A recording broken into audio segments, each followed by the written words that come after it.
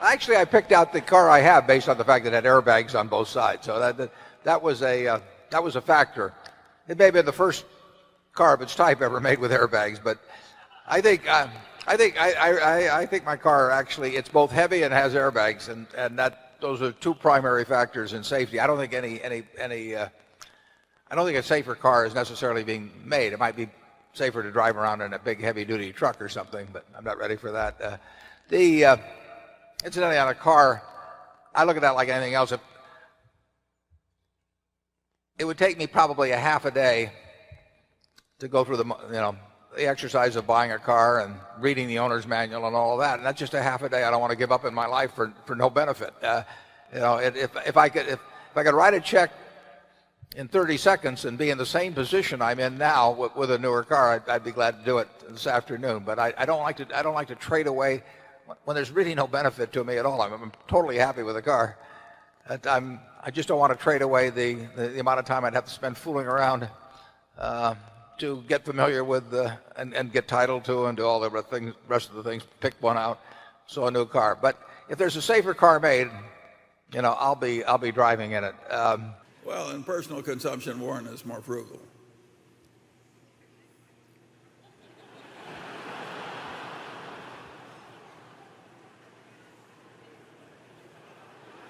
Would you care to give an example? Warren lives in the same house he bought for a very modest price, what, in 1950 something? I bought it in 1958, and you moved into yours about 1960, didn't you? Yeah, and I paid more. But he designed his own. He designed his own house. He did not pay an architect, right? I did. I paid an architect $1,900. It was as much as 30% of the normal price. Yeah.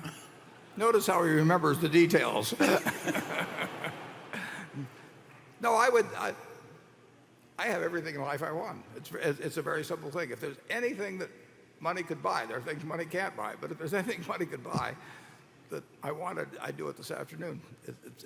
I wouldn't have any problem with that at all. I do not think that standard of living equates with cost of living beyond a certain point. I mean, up to a certain point, there's no question that it does. I mean, in terms of having good housing, good health service, good food, everything. But good transportation. But there's a point, I think, if anything, you start getting inverse correlation. My life would not be happier. In fact, it'd be worse if I had 6 or 8 houses or a whole bunch of different things I could have. It just doesn't correlate. And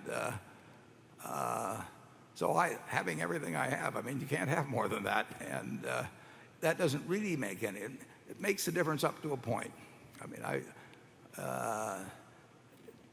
you can start thinking a lot differently when you got to X, but when you get to 10X or 100X or 1,000X, it just doesn't make any possible difference. But, Charlie, can you? Frugality basically has helped Berkshire, and I look out at this audience and I see a bunch of understated frugal people too. We collect you people.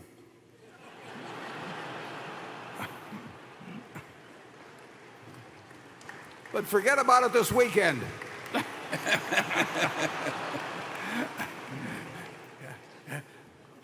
The more you buy, the more you save at these prices, folks.